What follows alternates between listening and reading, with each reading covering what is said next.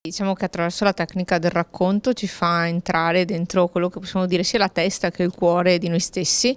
e ci fa, diciamo, prendere coscienza anche alle volte di alcune emozioni contrastanti che possiamo avere in vari momenti della vita, e attraverso il prendere consapevolezza, diciamo, poi nascono risorse anche interiori nuove. Credo sia un'occasione importante anche per questo consiglio, perché spesso discutiamo anche di quelli che sono dei temi relativi alle fragilità e ci dimentichiamo che, insomma, nel territorio c'è chi di queste fragilità se ne occupa direttamente, come anche l'autore di oggi, Daniele Boscarato, che oltre a essere l'autore del libro è anche un educatore. Sicuramente un messaggio molto positivo, motivo per cui è oggi un pregio per noi, insieme alla collega Zottis, ma anche la collega Baldin, essendo anche lei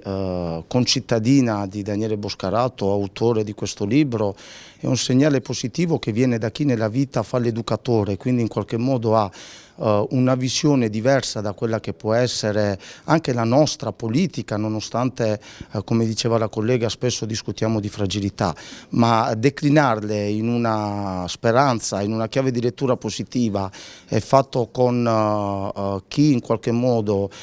per lavoro, facendo l'educatore, riesce ad avere un contatto con quelle che sono le generazioni future. Sicuramente un messaggio non solo importante ma anche bello, e che in qualche modo dovrebbe anche a tutti quanti noi darci un termometro di come approcciare con spirito diverso di fronte a delle situazioni che, pur essendo fragilità, a volte possono essere una chiave interpretativa di qualcosa di più grande, di più importante, di più complesso. Il fatto che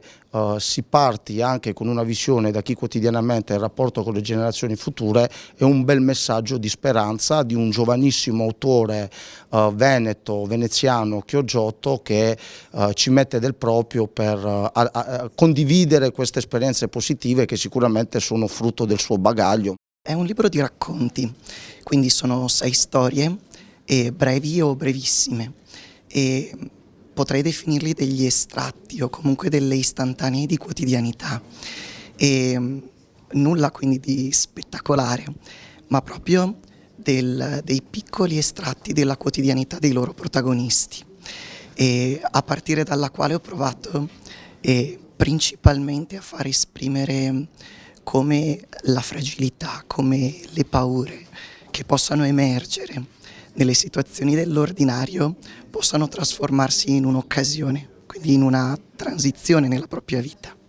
In questo caso, naturalmente, ciò che avviene in queste storie non riguarda degli eventi tragici,